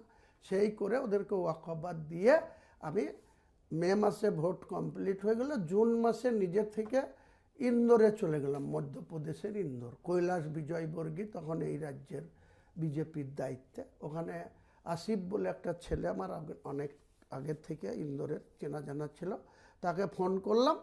সে বলল হ্যাঁ আমি ওনার ছেলে আকাশ বিজয়বর্গী বা কৈলাসজির সাথে আমার ভালো সম্পর্ক, আপনি আসেন। তা আমি মুকুল রায় তখন বিজেপির সহসভাপতি, দিলীপ ঘোষ তখন এই রাজ্যের বিজেপির সভাপতি। তখন কি 18? 18-তে গেলাম। ততক্ষণে চলে গেছে মুকুল বিজেপিতে? হ্যাঁ 17-তে চলে গেছে। আর 18-র আমি জুন মাসে 20শে জুন গেলাম কৈলাসজির বাড়ি ওই ইন্দোরে। ওখানে উনি আমাকে 25শে জুন 2 দিন 3 দিন রেখে 25শে জুন উনি দিল্লি নিয়ে চলে গেলেন। দিয়ে আমি বললাম যে এখানে দিলীপ ঘোষকে বা মুকুল রায়কে ডাকেন, ডেকে আমাকে জয়েন করেন। ও বললো ঠিক আছে দেখছি, কিন্তু ওদের ডাকলো কিন্তু এরা গেল না। মুকুল রায়েরও গুসা যে ওরদের মাধ্যমে না গিয়ে আমি সরাসরি কৈলাসজির বাড়ি গিয়েছি, দিলীপ ঘোষেরও গুসা। দিয়ে আমাকে ওখানে 2 জন সহসভাপতি, তখন অমিত শাহজি ভারতের জাতীয় বিজেপির জাতীয় প্রেসিডেন্ট, কৈলাসজি মহামন্ত্রী বা প্রভারী এই যে, তারপরে আরও অরবিন্দ মেনন ছিল RSS-এর, তারপরে আরও শিবপ্রসাদ, হ্যাঁ শিবপ্রসাদ ছিল। ইনাদের সব উপস্থিতিতে আমাকে দিল্লিতে প্রায় 100টা চ্যানেলের উপস্থিতিতে আমাকে দীনদয়াল উপাধ্যায় লেনে 25শে জুন 2018 পতাকা ধরি। তার জন্য কি টাকা দিতে হলো বিজেপি? কিছু না দাদা, টাকাও দিতে হয়নি। আমি 4টে CIFF সিকিউরিটি চেয়েছিলাম, সেটা তখন রাজনাথ সিংজি হোম মিনিস্টার ছিলেন। ওনার অফিসে গিয়ে কৈলাসজি বলে দিয়েছিল, 4 জন সিকিউরিটির অর্ডারও চলে এসেছিল। আমি এয়ারপোর্ট থেকে নামবো, তারপরে আমার সিকিউরিটি লেগে যাবে। এই দিলীপ ঘোষ আর মুকুল রায় সে সিকিউরিটিটাও লাগতে দেয়নি, কৈলাসজি করে দিল আর এরা অফ করে দিল। তারপরে আমাকে আবার লোকসভায় ক্যান্ডিডেট করলো। প্রথমে অদিতদার বিরুদ্ধে করতে চাইলো, আমি কোনো মতেই দাঁড়াবো না। কেন? আমরা সার্ভে করে দেখেছি আপনার ভোট হবে। ভোট হবে না, অদিতদা ব্যালটে নাম থাকলে আপনার যারা বিজেপির পতাকা বাড়িতে লাগানো থাকবে তারাই আবার অদিতদাকে গিয়ে ভোট দেবে, আমি কেন আপনাদের ভোটে দাঁড়াবো। তখন আমাকে মুর্শিদাবাদে দিয়ে দিল। তখন 24-এ 19-এ দাদা, 19-এ 19-এ দিয়ে দিল মুর্শিদাবাদে দাদা কেউ সহযোগিতা করলো না। মুক্তার আব্বাস নাকভি প্রচারে আসার কথা, এরাই আসতে দিল না, হেলিকপ্টারের পারমিশন করলো না, ইচ্ছাকৃত হলো না। স্মৃতি ইরানি আসার কথা, হলো না। যোগী আদিত্যনাথ যে এসে বহরমপুরে করলো দিলীপ ঘোষের প্রার্থীর হয়ে, বিজেপির প্রার্থীর পাশে আমার প্রার্থী, সেখানে আমার হয়ে কেউ গেল না। কৈলাসজি যেতে চাইলো, তাকেও যেতে দেওয়া হলো না। আমি বিনা প্রচারে 0.5% মানে 1800 কত বুথ ছিল, 1700 কত, 900 বুথে এজেন্ট দিয়ে আমি ভোট পেলাম 2.5 লক্ষ। আর এরা সব বুথে এজেন্ট দিতে পারলো না। বহরমপুর ভোট পেল 1,43,000। সবাই নেতারা প্রচার করে, উত্তরপ্রদেশের মুখ্যমন্ত্রীকে আনিয়ে প্রচার করে, আর আমার কোনো প্রচার নাই, কিছু না। আমি 2.5 লক্ষ ভোট পেলাম মুর্শিদাবাদের মানুষ বিজেপির প্রতীকে। আপনাকে বুঝে যান তাহলে সেই আমাকে কোথায় সহযোগিতা পেয়েছি দাদা। তখন কি মুসলমানরা তোকে ভোট দিয়েছিল? দিচ্ছে নিশ্চয়। 2.5 লক্ষ ভোট কোথা থেকে হবে? বিজেপির তো 90,000 70,000-এর বেশি ভোট ছিল 9 লোকসভায়। মুসলমানরা ভোট দিল বলে তো 2.5 লক্ষ ভোট আমি পেলাম। তখন মুসলমানরা কেন বিজেপিকে ইয়ে করলো? আমাকে ব্যক্তিগতভাবে আমার পাশে থাকার জন্য দিল। বললাম কিন্তু তুই তো মুর্শিদাবাদের রাজনীতি সেভাবে কখনো করতিস না।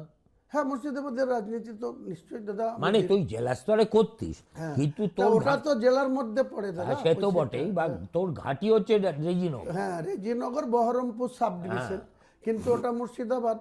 কিন্তু যেহেতু আমার পরিচিতি কংগ্রেসের নেতা হিসাবে অদিতদার সঙ্গে থাকার সুবাদে, কংগ্রেস ছাড়লেও তো সেই আইডেন্টিটিটা আমার ছিল। এইখানেই আমার কথা, যে হুমায়ুনকে আমরা এতদিন চিনে এসেছি, সেই হুমায়ুন কখনো ধর্মের নামে পলিটিক্স করেনি না, জীবন না, না কোনোদিন করিনি। আচ্ছা, আর তা যদি করতাম তাহলে বহরমপুরের মতো সিটে, হ্যাঁ, জঙ্গিপুরে 70% সিটে প্রণব মুখার্জি কোনোদিন এমপি হতেন না।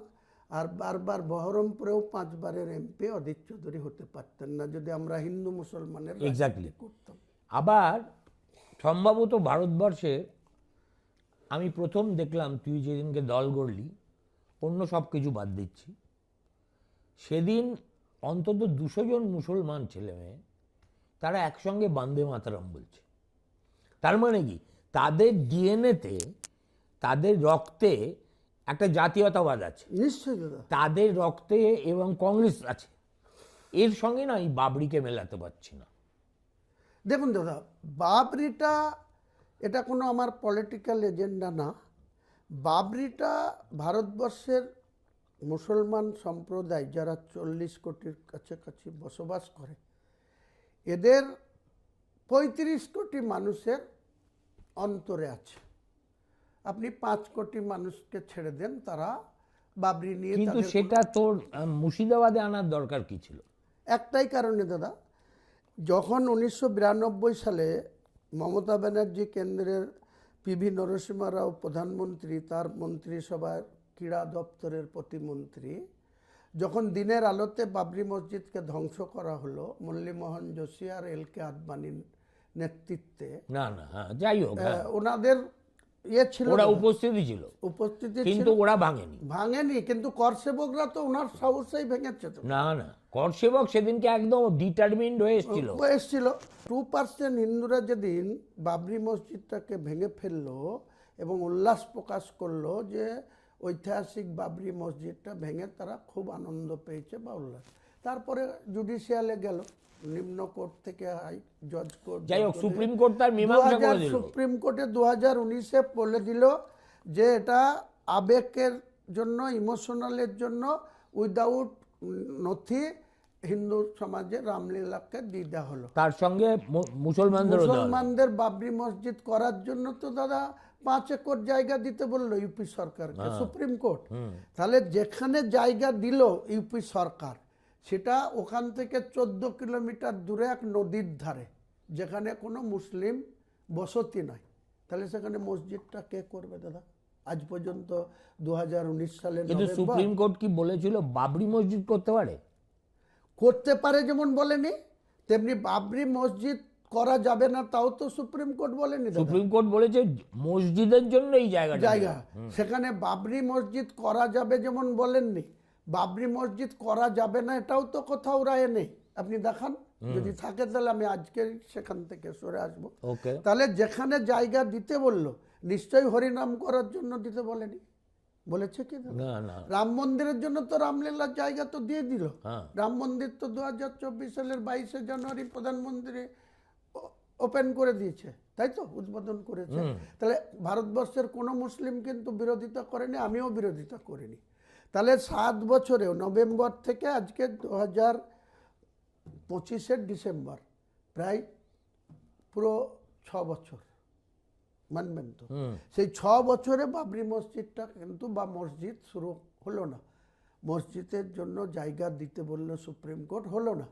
আমার মনে মনে এই নভেম্বর থেকে 3-4 বছর যখন দেখলাম যে সেই বাবরি মসজিদ কোনো কারণে করতে পারছে না, আমি একবার হায়দ্রাবাদ গেলাম, আমার পার্সোনাল কাজ ছিল ঘুরতে। আমার এক ভাইপো থাকে ওখানে, এখনও থাকে, এক নাতি, সেও ভালো পড়াশোনায়, তো ওয়াজেদ তার নাম। সে আমাকে বললো যে দাদা আমাদের বাড়িতে একবার আসলে হয়, মা আসতে বলেছে, বোন আসতে বলেছে। ঠিক আছে থাম, আমি সময় পেলেই যাব। তো হায়দ্রাবাদ গেলাম, তখন আমি আসল রহস্যটা খোঁজ পেলাম যে কি কারণে বাবরি মসজিদটা হচ্ছে না।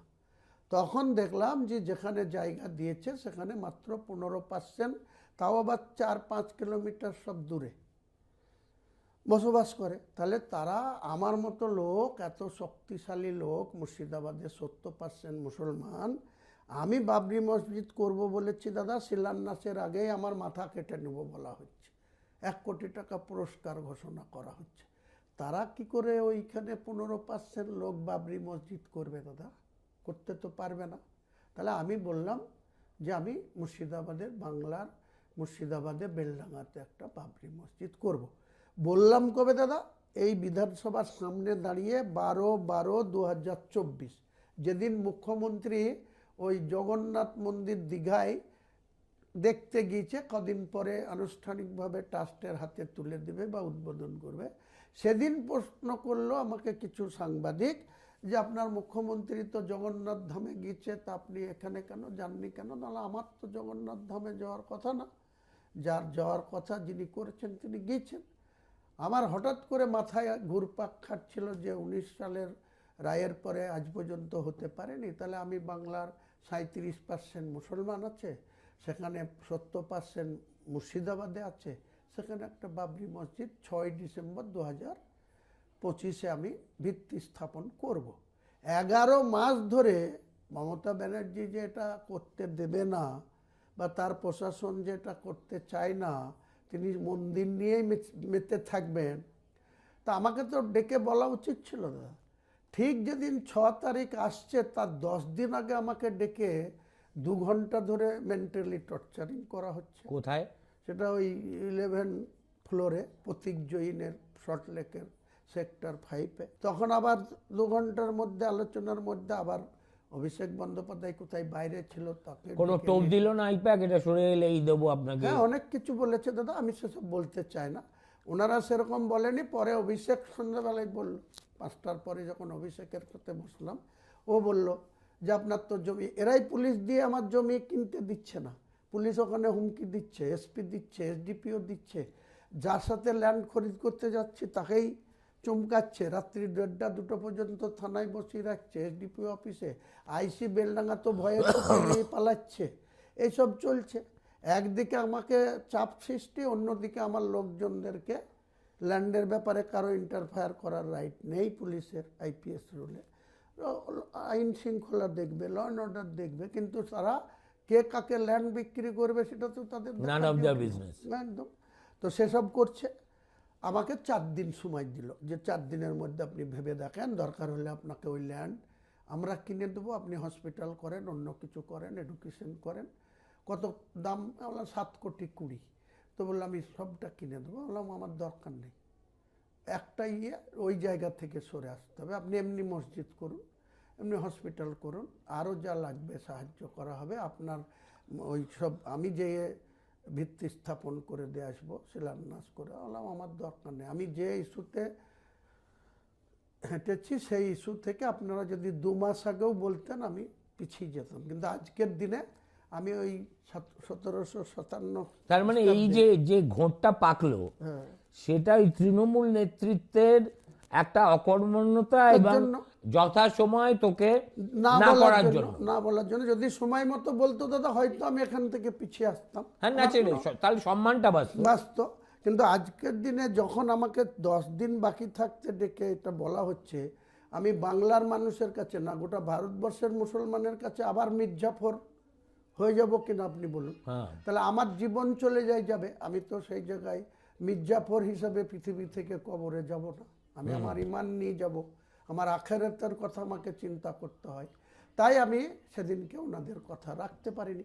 তার পরিপ্রেক্ষিতে তার মানে যেটা দাঁড়াচ্ছে, পলিটিক্যাল মেসেজটা হচ্ছে, যতক্ষণ তুই বলে যাচ্ছিলি 1 বছর ধরে, তখন ওরা আমাকে ইগনোর করে গেছে। না, হয় ওরা ভেবেছে ও হুমায়ুন তো অনেক কথা বলে, কিছু করবে না, আর নয় এটাতে যদি আমরা আপত্তি করি তাহলে আবার মুর্শিদাবাদ কেন, গোটা বাংলার মুসলিম সেন্টিমেন্ট আমাদের বিরুদ্ধে চলে যেতে হয়।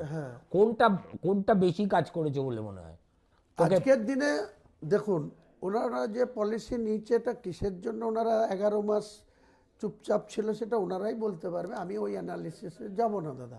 কিন্তু আমার মনে হয়েছে যদি আমাকে সময় মতো ওনারা থামাতেন বা বলতেন, বা আমার রাজনৈতিক যে মুর্শিদাবাদে একটা গুরুত্ব আছে সেটা যদি অনুভব করতেন, তাহলে আমার সঙ্গে যে দুর্ব্যবহার মুর্শিদাবাদ জেলার তৃণমূল কংগ্রেস করেছে, বা সেটা করতো না, করার সাহস দেখাতো না।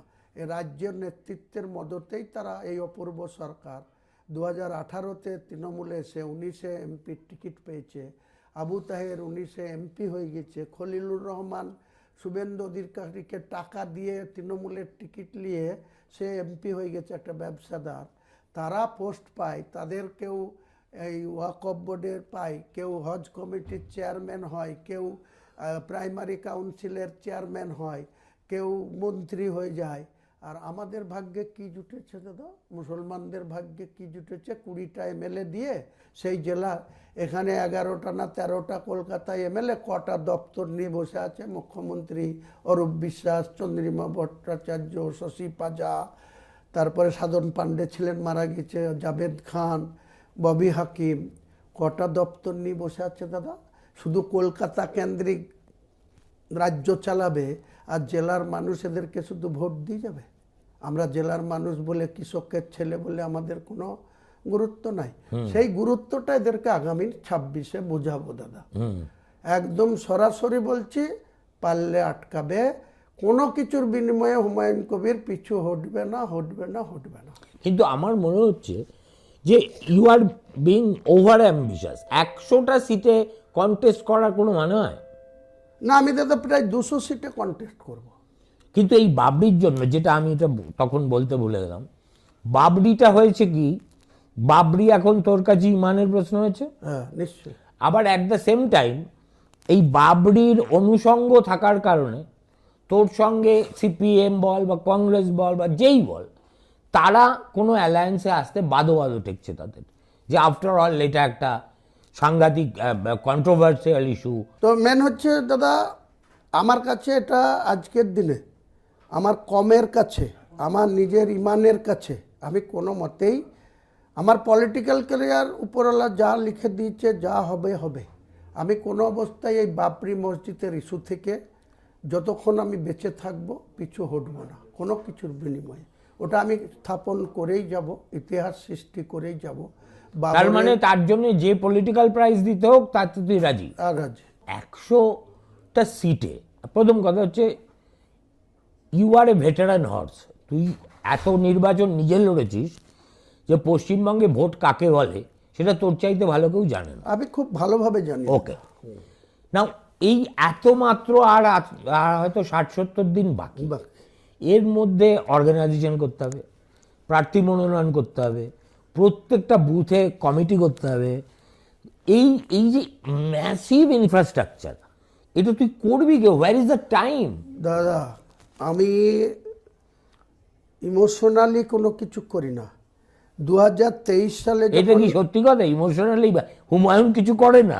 এটা পৃথিবীর কেউ বিশ্বাস করবে না। আপনি তুই ভালো কাজও করবি ইমোশনে, কাউকে ভালো লাগলে তুই তার মানে জুতো মাথায় করে যাবি, আবার খোঁচে গেলে তুই হেন কথা নেই যা বলবি। বলবো না, একদম ঠিক কথা। আমার ক্যারেক্টারই ওইটা। তাহলে তা আমি আপনাকে ভালোবাসি। আমি আপনাকে এইটুকু অ্যাসুরেন্স দিচ্ছি দাদা, আজকের দিনে এসে আমি যে জায়গায় দাঁড়িয়েছি, আমি বর্তমান যে শাসক দল বা যার নেতৃত্ব দিচ্ছেন মমতা বন্দ্যোপাধ্যায়, তিনি যে মুসলমান সমাজের সঙ্গে যে মিথ্যাচারটা করেছে 2011-র 13ই মে, যেদিন বুদ্ধবাবুদের সরকার পড়ে গিয়েছিল, উনি মেজরিটি পেয়েছিল 20শে মে থেকে এখন অবধি। তো উনি আমাদের সম্বন্ধে ওনার যে মানে অবজারভেশন, যে মুসলমানদের শুধু মুখে ভালোবাসলেই মুসলমানরা আর বিজেপির জুজুর ভয় দেখালেই তারা আমাকে ভোট দিয়ে চলবে, সেটা যে ওনার বদ্ধমূল ভুল ধারণা, সেটা আমি আগামী দিনে প্রমাণ করব। আজকের দিনে 2,82,00,000 ভোট ছিল 27 অক্টোবর 2025, যেদিন ইলেকশন কমিশন এসআইআর ডিক্লেয়ার করলো। সেদিন টোটাল ভোট ছিল 7,66,00,000, তার ভিতরে 2,82,00,000 মুসলিম ভোট, তার মধ্যে 40 লাখ মতো নন বেঙ্গলি ভোট আর 2,42,00,000 মতো বাঙালি ভোট। এই 2,42,00,000 বাঙালি ভোটের ভিতরে আপনি ধরে নেন 58-র মধ্যে 20 লক্ষ এরাও বাদ গিয়েছে, ওই ডেথ কেস ডবল নেম। তাহলে 2,42,00,000-এর মধ্যে 2,22,00,000 ধরেন, 2 কোটি ধরি, 2 কোটি ধরেন। এই 2 কোটি বাঙালি ভোটারদের মধ্যে 1,70,00,000 ভোট 80% পোল হয়, 85% মুসলিম বুথে পোল হয়। হিন্দু বুথে একই জায়গায় আমরা যেখানে বসবাস করি 1000 মুসলিম বুথে 80 থেকে 88 পর্যন্ত পোল হয়, আর 1000 হিন্দু বুথে 65 থেকে 70 পোল হয়। তাহলে মুসলিম ভোটের পার্সেন্টেজের থেকে পোল অফ পার্সেন্টেজ প্রত্যেকটা ডিএম অফিসে আপনি জেনে নেবেন মুসলিমরা কত আগ্রহের সহিত ভোট দিতে যায়। ছেলেরা মুড়ি খেয়ে, ঘুগনি খেয়ে, না খেয়ে ভোটের দিন ভোটটা করে, ইভিএম মেশিনটা সিল করে তারপরে বাড়ি আসে। তো এই যে ভোটের অঙ্ক, আমি গোটা বাংলার রাজনীতিতে আগামী 2026-এ ওনাদের যদি 1.5 বছর 2 বছর ধরে প্রতীক জৈনের নেতৃত্বে, অভিষেক বন্দ্যোপাধ্যায়ের নেতৃত্বে, মমতা বন্দ্যোপাধ্যায়ের নেতৃত্বে যে আইপ্যাক কাজ করছে, আমি ইমিডিয়েটলি 400 জনের টিম অন্ধ্রপ্রদেশের চন্দ্রবাবু নাইডুর যিনি কাজ করেন তার সাথে অলরেডি আমি কন্ট্যাক্ট করেছি বা আমি এগ্রিমেন্ট ফাইনাল করতে যাচ্ছি। 180 থেকে 200 সিটে তারা সার্ভিস দিবে। প্রত্যেকটা বিধানসভায় 3 জন 4 জন করে তাদেরকে নামিয়ে দেবো। পাশাপাশি আমাদের ইয়ং ছেলে প্রত্যেকটা বুথে, আজকের দিনে মুসলিম বুথে, আমি হিন্দু বুথের গ্যারেন্টি নেব না, হিন্দু বুথেও আমি 45, 50, 60, 70 প্রার্থী দেবো। সেখানেও নিশ্চয়ই সব দিক দিয়ে সাপোর্ট দেব। আমি নিজে প্রচারে যাব, কিন্তু আমার মূল টার্গেট হচ্ছে 90টা মুসলিম অধ্যুষিত 42 থেকে 82 মুসলিম যে ভোট ব্যাংক, সেই ভোট ব্যাংকে আমার পক্ষে টানা। কিন্তু সেই ভোট ব্যাংকের একটা বড় ভোট ব্যাংক 3টে উপর্যুপুরি বিধানসভা নির্বাচনে, লোকসভা নির্বাচনে, পঞ্চায়েতে, সব কিছুতে তারা দিদিকে দেখে তার উপর বিশ্বাস করে ভোট দিয়েছে। নিশ্চয় হঠাৎ করে তারা তোকে ভোট দিতে যাবে কেন?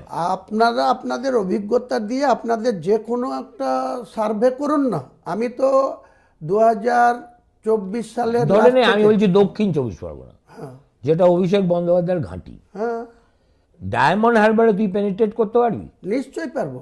আপনি দেখে নেবেন, এই যে শওকত মোল্লা অনেক বড় বড় কথা বলছে ক্যানিংয়ের, ও তো একসময় সিপিএম ছিল। সিপিএম এর বিরুদ্ধে আমরা 27 বছর রাজনীতি করেছি। ও সিপিএম এর হাড়মাত ছিল। হ্যাঁ ছিল।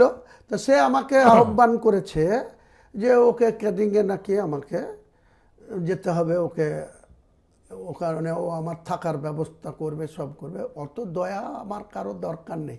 ক্যানিংয়ে ওকে হারানোর জন্য ফুরফুরা শরীফও আজকের দিনে ওকে হারাতে চায়। আমিও বলছি রেজাল্টের দিনে দেখে নেবেন শওকত মোল্লা হারবে, আর হুমায়ুন কবিরকে যেতে হবে না। হুমায়ুন কবিরের একজন প্রতিনিধি ওকে হারাবে। আপনাকে আমি আজকে বলে রাখলাম। ও দক্ষিণ 24 পরগনাতেও ক্যান্ডিডেট হবে, উত্তর 24 পরগনাতেও ক্যান্ডিডেট হবে, কলকাতার সব কেন্দ্রে ক্যান্ডিডেট দেব।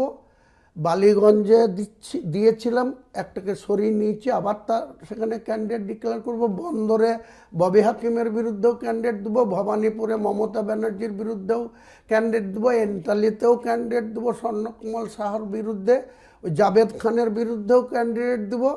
আপনাকে দেখিয়ে দেবো আগামী দিনে রাজনীতিটা হুমায়ুন কবির কারোর থেকে কোনো অংশে। কিন্তু জাভেদের যে ভোটিং বেস, সেটা হচ্ছে উর্দু স্পিকিং, হিন্দি স্পিকিং। হ্যাঁ, তো হোক, তার সে জিতুক, কিন্তু তার ভোট পার্সেন্টেজ কমিয়ে দেবো। তুই তো ববি হাকিমের বিরুদ্ধে দাঁড় করাবি না? নিশ্চয় দাঁড় করাবো, বন্দরেও দাঁড় করাবো। আপনাকে তো একটু আগেই বললাম। আচ্ছা, আমি কলকাতার যতগুলি সিট আছে সমস্ত সিটে আমার প্রার্থী। তার মানে 90টা কেন্দ্রে মুসলিম প্রার্থী হবে, ছেড়ে দিলাম। হ্যাঁ, বাকি কেন্দ্রে কাদের? সব শিডিউল কাস্ট, ওবিসি, যেসব রিজার্ভ সিট আছে সেসবগুলোতে প্রার্থী দেবো। জেনারেল কাস্টেরও এগুলো কি সব তোর মনে ঠিক করা আছে? কাকে মোটামুটি আমি তো টিম নামিয়ে দিচ্ছি, আমার টিম তো কাজ করছে। আচ্ছা, আরো টিম 400 জনকে নামাবো। তারা ঠিক ফেব্রুয়ারির এন্ডের দিকে ইলেকশন কমিশন ডিক্লেয়ার করবে। সঙ্গে সঙ্গে দিদির প্রার্থী তালিকা তৈরি থাকবে। যেদিন ডিক্লেয়ার করে সেই দিন নাই পরের দিন প্রার্থী করে দেবে। আমি তার 10টা প্রার্থী, তো আমি ইলেকশন কবে ডিক্লেয়ার হবে আমি তো 10টা ডিক্লেয়ার করে দিয়েছি। কিন্তু তার মধ্যে ধর এই মনীষা পান্ডে, হ্যাঁ, তারপরে তোর ভগবান গোলার, হুমায়ুন কবি, এরা কোনো ক্যান্ডিডেট? নিশ্চয়ই দাদা। এই মনীষা পান্ডে কতদিন থেকে তৃণমূল করছে। এরা একটা গ্র্যাজুয়েশন মেয়ে, ব্রাহ্মণ ঘরের মেয়ে। একে আমি খুব ভালো করে চিনি। ওর একমাত্র ছেলের স্বামীর সঙ্গে একটু দূরত্ব আছে। ছেলে পড়াশোনা করে বোম্বাইয়ের পুনেতে, একটা MBA করছে। তো এরা কোনো খারাপ এলিমেন্টস এদের বিরুদ্ধে পাবলিক আনতে পারবে না। যে হুমায়ুন কবির ভগবানগুলোর ব্যবসায়ী মানুষ, তার যা সম্পদ আছে, সে নিজেই ভগবানগুলোর মানুষের কাছে তার গ্রহণযোগ্যতা আছে। ডাক্তার হুমায়ুন কবির, যাকে 2016-তে মমতা ব্যানার্জি প্রার্থী করেছিল, তাকে হারিয়ে দিয়েছে তৃণমূলরাই। আমিনুল ইসলাম বাপি বলে ইসলামপুরের একজন ব্লক সভাপতি, সেই গদ্দারি করে হারিয়েছিল। তা আমি এইসব প্রার্থী করেছি, আমি দুটোতে লড়বো, বেলডাঙ্গা এবং রেজিনগর, দুটোই জিতবো। আপনাকে আজকের দিনে বলে রাখলাম, আমি দেখে নেবেন। এবং মার্জিন টিএমসিতে যারা যে মুসলিম নেতারা আছে, আমি সিদ্দিকুল্লাহ, ববি হাকিমের কথা বলছি না, মাঝারি, তার তলায়, তারা কেন তোর সঙ্গে আসছে না? তাদের তো স্বার্থ পূরণ হবে না, আমি তো তাদেরকে কোনো কিছু দিতে পারবো না, না পুলিশের সাপোর্ট দিতে পারবো, না তাদের যে অসংলগ্ন কাজ, যে অনৈতিক কাজ, যে চুরি বাটপরির লাইন, যে তোলাবাজি করার লাইন এখানে এসে পাবে না। যখন হুমায়ুন কবির 100 সিট নিয়ে বাংলার রাজনীতিতে নির্ণায়ক শক্তি হয়ে আসবে, তখন এরাই দেখবেন হুমায়ুন কবিরের পায়ের তলায় এসে ঘুরঘুর করে। তখন নির্ণায়ক কেন? 100 সিটে তুই যদি জিতিস, then you form the government. হ্যাঁ, হতে পারে। এই যারা বলছে যে কালকে আমাকে এবিপির ওই যুক্তি তর্কতে একটা বিশাল প্রশ্ন করেছিলেন যে আপনি যদি ওই জায়গায় পৌঁছান তাহলে আপনি কাকে সমর্থন করবেন, বিজেপিকে করবেন না তৃণমূলকে করবেন? আর এমনও তো হতে পারে যে আমাকেই ওনারা সমর্থন করবে, সেটাও হতে পারে। 294-এর মধ্যে যখন 100 নিয়ে আসবো, আরে তাহলে তো আর 40টা হলে তুই গভর্নমেন্টই ফর্ম করে দিবি। 48 দরকার। হ্যাঁ, তো তখন দেখা যাবে কোন দিকে জল গড়ায়। উনিরা কাল রেখেছিল কানাগলি থেকে কিছু উঠে আসছে কিনা। তারপরে আমরা মুর্শিদাবাদের কৃষক পরিবার থেকে, তো তুই কানাগলি কেন হতে যাবি? না বলছে আর কোন কি, দুঃখে? ওনারা বলতেই পারে। দেখুন, বাংলা, বিহার, উড়িষ্যা কিন্তু মুর্শিদাবাদ থেকে চলতো ব্রিটিশদের টাইমে। আপনারা সবাই জানেন ইতিহাস। 1757 খ্রিস্টাব্দে মুর্শিদ কুলি খাঁয়ের নেতৃত্বে, জানি, আলিবর্দী খান তার আগে। তো সেই মুর্শিদাবাদ থেকে আবার বাংলাকে নতুন দিশা দেখাবে, এটা আমি আপনাকে দায়িত্ব নিয়ে বলছি। এবং মুসলমানরা যে কারো কিনা গোলাম না, তারা আল্লাহর গোলাম। কোনো সাচ্চা মুসলমান, ইমানদার মুসলমান কোনো মানুষের গোলাম হতে পারে না, সে মহান আল্লাহ তাআলার গোলাম। কাজেই 20% পাতাখোর মুনাফেক মুসলমান, অনেকে দাড়ি রেখেছে, টুপি মাথায় দিয়ে, এখনও মমতা ব্যানার্জির পিছনে ঘুরঘুর করছে। মমতা ব্যানার্জির প্রশাসনের কাছে গিয়ে ডিজেল নিচ্ছে গাড়ির। এক কথায় হারামখোর বলা যায় এদেরকে। আচ্ছা, তোর এই 43 বছরের অভিজ্ঞতায় টিএমসির মতো দুর্নীতিগ্রস্ত পার্টি আর দুটো আমি দেখিনি দাদা। আমরা সিপিএম এর বিরুদ্ধে 34 বছরে রাজনীতি করেছি। আমরা শুধু তাদের রাজনৈতিক বিরোধিতা করার জন্য 27টা কেস খেয়েছি। একটানা 81 দিন জেল খেটেছি, কোনো সময় 23 দিন জেল খেটেছি, কোনো সময় 8 দিন জেল খেটেছি, বেল পেয়ে গেছি, সমস্ত মামলা থেকে ক্লিনচিট পেয়ে গেছি। কিন্তু দুর্নীতি তারা করতো। একটা ওসি আর লোকাল কমিটির সেক্রেটারি, ডবল ওসির আমরা মোকাবেলা করেছি। কিন্তু এত দুর্নীতি আমার 43 আচ্ছা, বছরের পুলিশকে এইভাবে ব্যবহার করে টাকা তোলা, দাদা, পুলিশদেরই তো ক্ষমতা দিয়ে রেখেছে মমতা ব্যানার্জি। কোন বিধায়কের ক্ষমতা আছে, কোন ব্লক নেতার ক্ষমতা আছে, কোন জেলার সংগঠনের সভাপতির কোনো গুরুত্ব আছে? একটাই পোস্ট, শুভেন্দুরা বলে বাকি ল্যাম্প পোস্ট। বাস্তবে তাই। গোটা রাজ্য প্রশাসনটা ডিএমরা, এসপিরা, আইসিরা, ওসিরা, বিডিওরা চালাচ্ছে। একটা আইসি বলতে পারে যে আমি যাকে রেকমেন্ড করব সেই প্রার্থী হবে? কোথায় বলেছে? বিভিন্ন জায়গায় বলে, মুর্শিদাবাদেই বলে। তার জন্য ওই ওসিদের পিছনে যারা ভুঁইফোড় বিধায়ক হয়ে বসে আছে, তারা এখনো ওসিদের বিরুদ্ধে একটা অন্যায় দেখলেও কথা বলার সাহস দেখায় না। তাহলে পার্টির লোকেরা এখন কিছু উর্দি পড়া লোকের দাস হয়ে গেছে। তাই তো পুরো রাজ্য প্রশাসনটা মমতা ব্যানার্জির নির্দেশে, কি বেলারও অফিস, কি বিডিও অফিস, কি থানাগুলা, কি এসডিও অফিস, কি ডিএম অফিস, কি এসপি অফিস, আপনারা ভালো করে ঠান্ডা মাথায় খোঁজ খবর নেন। রাজ্যের মুখ্যমন্ত্রী চালাচ্ছে, তার আমলারা রাজ্য চালাচ্ছে। কোনো নেতার কোনো গুরুত্ব নেই। যারা মন্ত্রী সবাই আছে তারা একটা, তাদেরকে বাজে কথা আমি বলবো না, কিন্তু তাদের কোনো বিবেকহীন মানুষ, কোনো ব্যক্তিত্ব নাই। যে মমতা ব্যানার্জি 6 আর 6 12, ওটাকে 12 বললে, যদি পাহাড়কে বলে ওটা নালা বলতে হবে তো নালা বলবে। কেন নালা বলবো এ প্রশ্ন করার ক্ষমতা কারো নাই। আমি হুমায়ুন কবির বললাম, আমি কোনো মানুষের গোলাম হয়ে বেঁচে থাকতে চাই না। আর মুর্শিদাবাদ থেকে সবচেয়ে বেশি টাকা কে তুলেছে? ইন্দ্রনীল না শুভেন্দু না কে? দেখুন, ইন্দ্রনীল তুলেছে, আমি যতটুকু জানি। বেশি দিন সুযোগ পাইনি। ওই হোমগার্ড আর কিছু আইসিডিএসের এইসব করে তুলেছে, আর কিছু কয়লার গাড়ি থেকে, পাথরের গাড়ি থেকে।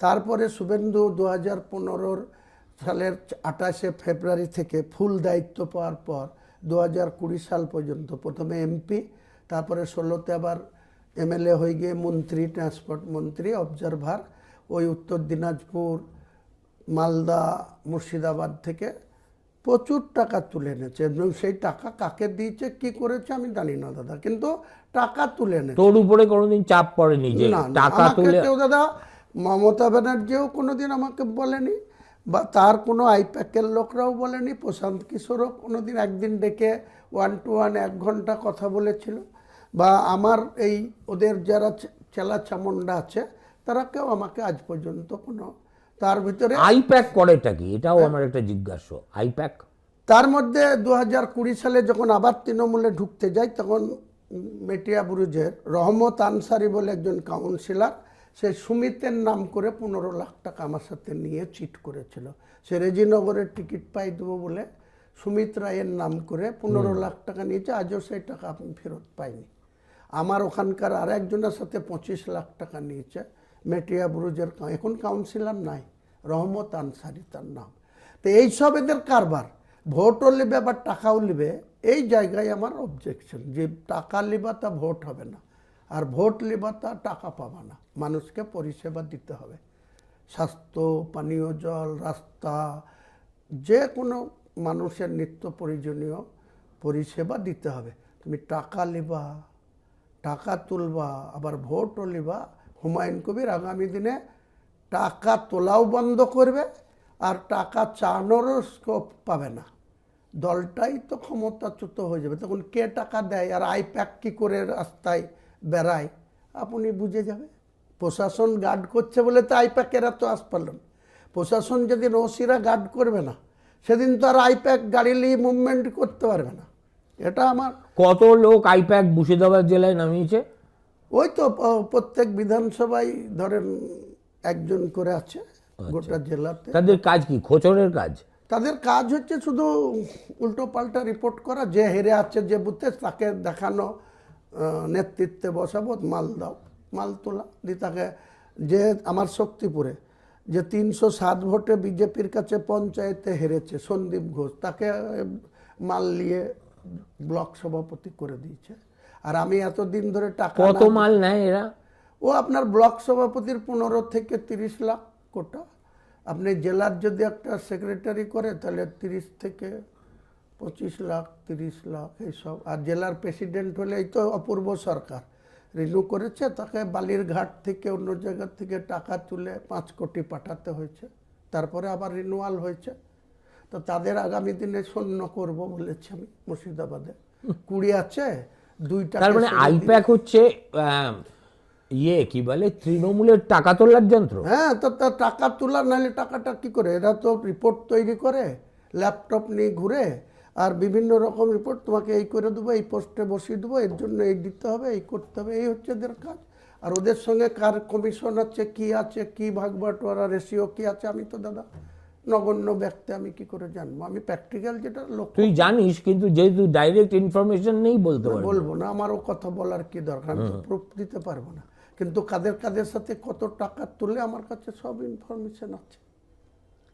ব্লক সভাপতির জন্য কত লাগে, মানে একদম রেড চার্ট আছে। হ্যাঁ, ওনাদের সব গোপন ডায়েরিতে আছে, যারা ওখানে যা আশা করে। আর চেঞ্জ হয়তো, এদের পার্মানেন্ট তো না। প্রশান্ত কিশোরের টাইমে যা টিম ছিল, এখন আইপ্যাকের ওই প্রতীক জৈনের টিম আলাদা, সবই নন বেঙ্গলি বেশি, আর লোকাল 2-1 হেল্প নেই, এরিয়া চিনতে, ভৌগোলিক ব্যাপারটা দেখতে, তাদের ভিউ বুঝতে কিছুটা লোকাল ব্যবহার করা হয়। কিন্তু তুই এতগুলো প্রতিকূলতাকে তুই মানে একেবারে পদদলিত করে এত সফল হবি? তৃণমূল, প্রশাসন, পুলিশ, আইপ্যাক। পৃথিবীতে মানুষ যদি ন্যায় উদ্দেশ্য নিয়ে কোনো কাজ করে, তার যদি স্বচ্ছতা নিয়ে কাজ করে, আমার মনে হয় ওটা যতই প্রতিকূলতা আসুক ওটা অনেক সহজ হয়ে যায়, অনেক সহজ। ওরা তো গুন্ডামি করে যদি আগের দিন ঝামেলা করে মানুষকে ভোট দিতে। কে আমার সঙ্গে? হ্যাঁ, করে দেখাতে বলুন। আমি তো বলেছি, আপনাকে আবার বলছি, মুর্শিদাবাদ জেলায় 27টা থানা আছে। আজকের দিনে হুমায়ুন কবির চ্যালেঞ্জ, কোনো থানা যদি হুমায়ুন কবিরের মিটিংয়ে থাকার জন্য হুমায়ুন কবিরের মিটিংয়ে অ্যাটেন্ড করার জন্য। সেই কথা বলছি না, আমি বলছি ভোটের আগের দিন যে ওরা গুন্ডামিটা করে, গ্রামে গ্রামে গিয়ে চমকে আসে, সেটা সেটা গ্রামের লোক যে আমার পক্ষে আজকের দিনে ভোট যারা দিতে যাবে তারাও শতকরা, মুসলমানরা শতকরা 60-70টা আমার পক্ষে, আর ভোটের ব্যালটে মেশিন টিপবে সেটাও 60-70 জন টিপবে। তো এদের 10-15 জন, আপনি জানেন মুসলমান সমাজের যে ইমামরা, খুব মমতা ব্যানার্জির এই যে নাহদা মসজিদের ইমাম সাহেব শৌফিক সাহেব, তিনি বকলমে ব্যবসা করেন আর মুখ্যমন্ত্রীর সঙ্গে ফোনে কথা বলার ক্ষমতা আছে। তো এনারা তো নিজেদের স্বার্থে ব্যবহার করেন। আর গ্রামের যত মসজিদ আছে, যারা ইমাম আছে, ধরেন 200 জন ডেলি 5 ওয়াক্ত নামাজ পড়ে, এই 200 জনের মধ্যে 2 জন যদি নামাজ যারা পড়ে তারা যদি ইমামকে সরাবো মনে করে, 2 দিন হল্লা করবে, চিল্লাবে, এই ইমাম সাহেব তোমার এই দোয়াটা ভুল হয়েছে, তুমি এটা কেন করলা, এটা না করলে পারতা, এটা কোন হাদিসে আছে। 2 দিন হল্লা করবে, 4 দিনের দিন তার চাকরি ছুটি দাদা। তার আর ওইখানে ইমামতি করা চলবে না, তাকে ছুটি করে দেবে। তো সেখানে যখন শতকরার 100টা লোকের মধ্যে যখন 60টা আমার পক্ষে থাকবে, ওই 40টাকে আরও 20টা আমার পক্ষে আনতে ও আমার এই 2 মাসে যথেষ্ট সময়। মানে ইমামরাও তোকে সাপোর্ট করবে? ইমামরা করতে বাধ্য হবে। এখনও ইমামরা ওই 3000 টাকার পাওয়ার এতে, যে যদি মমতা ব্যানার্জি না থাকে তাহলে আমরা পাবো না। লক্ষ্মীর ভাণ্ডার যারা পায় মহিলারা 1000 টাকা, তারা ভাবছে ভোটটা যদি হুমায়ুন কবিরের পক্ষে দিই তাহলে হয়তো আমাদের এটা পাবো না। তাদেরকে বোঝাচ্ছে এটা মমতা ব্যানার্জির পৈতৃক সম্পত্তি থেকে দিচ্ছে না, এটা করের টাকায় রাজ্যের কোষাগার থেকে এটা দিচ্ছে। রাজ্যে যে ক্ষমতায় আসবে সেই ক্ষমতার কেন্দ্রবিন্দুতে আমি থাকব। তোমাদের 1000 টাকাটা আগামী দিনে ভোট দিয়ে 100টা সিট দাও, 3000 করে দেব, বলে দেবো পাড়ায় পাড়ায়, যেটা বিহারে করলো 12 মাসে 12,000, আর একসঙ্গে নীতিশ কুমাররা দিয়ে দিল 10,000 করে, তার টাটকা ফল পেল। তেমনি আমিও দিব, আমার কি ঘরে থেকে দেব, ওদের নিয়েই ওকে দেব। সরকারের জায়গায় আসলে পারে তো দাদা, তখন তোর ম্যানিফেস্টোও তো করতে হবে। সব করে দিয়েছে দাদা, ওই দিনই দিয়ে দিয়েছি। আপনি আনন্দবাজারটা আজকে পড়ে নিন, আপনাদের পুরনো কাগজ। আমি ওই দিনই আমার রাজনৈতিক কি যাদের জন্য কাজ করব, সেখানে OBC, schedule caste, schedule tribe, বাংলার মানুষের জন্য কি কি করা আমাদের লক্ষ্য, সব দিয়ে দিয়েছি। এবং নির্বাচনী প্রচারে একবারে জোরের সাথে বলবো যে বিদ্যুতের দাম কমাবো ইউনিট পিছু। এরা যেটা কন্ট্রাক্টরদের দিয়ে দিয়েছে, কন্ট্রাক্ট দিয়ে দিয়েছে বেসরকারিভাবে দিয়ে যাচ্ছে, তাই ইউনিটের বিল বাড়ছে। আরও যত রকম, কেন্দ্র সরকার 400 টাকার গ্যাস 1000 টাকা করে দিয়েছে, ভর্তুকি তুলে দিয়েছে।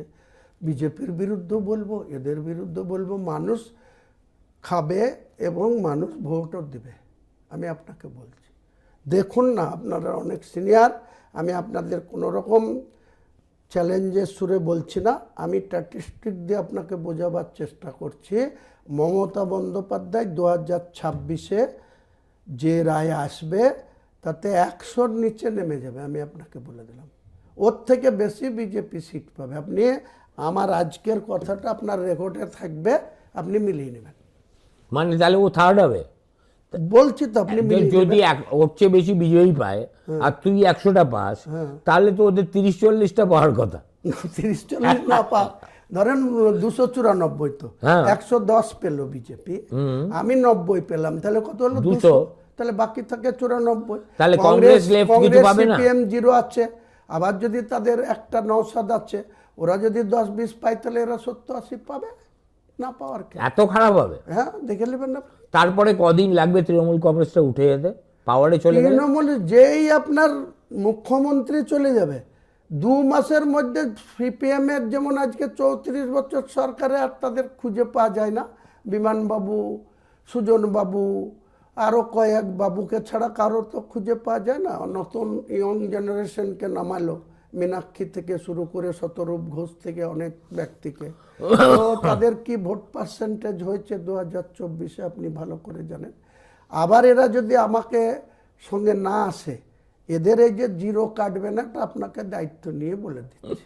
এরা যতই চিল্লামিল্লি করুক, এদের অবস্থা খুবই খারাপ হবে। কারণ বাংলার মানুষ একটা বিড়ালের গলায় ঘন্টা বাঁধার লোক খুঁজছিল, সে ঘন্টাটা আমি বেঁধে দিয়েছি। আগামী দিনে ঘন্টা যত জোরে বাজাবো, তত মানুষ আমার পক্ষে।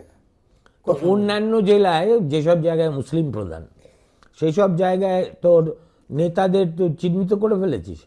শুরু চলেছে, কাজ চলছে। কলকাতাতেও ডিস্ট্রিক্ট প্রেসিডেন্ট করব, হাওড়াতেও করব, হুগলিতেও করব, এক মেদিনীপুরে করেছি, আর এক মেদিনীপুরেও ঘোষণা করব। তারপরে আপনার উত্তর 24 পরগনায় করব, দক্ষিণ 24 পরগনায় করব, নদিয়ায় করব, মুর্শিদাবাদ তো হবেই কমিটি 10 দিন। নদিয়ায় কি ফল হবে এবার? নদিয়াতে আপনার ভোটের টাইমে 17-র ভিতরে 9 আর 8 হয়েছিল। 8 পেয়েছিল টিএমসি, 9 পেয়েছিল বিজেপি, তাহলে 17। এবারে আমি আপনাকে বলছি 4 থেকে 5টা সিট আমার জিতবে। চাপড়া, নাকাশিপাড়া, কালীগঞ্জ, পলাশিপাড়া, এসব সিট মানে মুসলিম মেজরিটি। হ্যাঁ, আমার জিতাবো, দেখবেন আপনি। আর বাকি এই দিকটা বিজেপি জিতবে। রানাঘাট বেল্ট, রানাঘাট, রানাঘাট আর কি বলে কৃষ্ণনগর, মতুয়া বেল্ট। তার মানে তুই বলছিস এবার মহুয়া মৈত্রর পায়ের তলা পাট হবে, মাটি একদম 60 হবে। যতই কালি দেখা, ওই কালীগঞ্জের, চাপড়ার, পলাশিপাড়ার এইসব মুসলমানদের ভোট পেয়ে তো এমপি হয়েছে। আগামী দিনে সুই দেবো, কোনো চিন্তা নাই, একদম ওয়াশ আউট করে দেবো।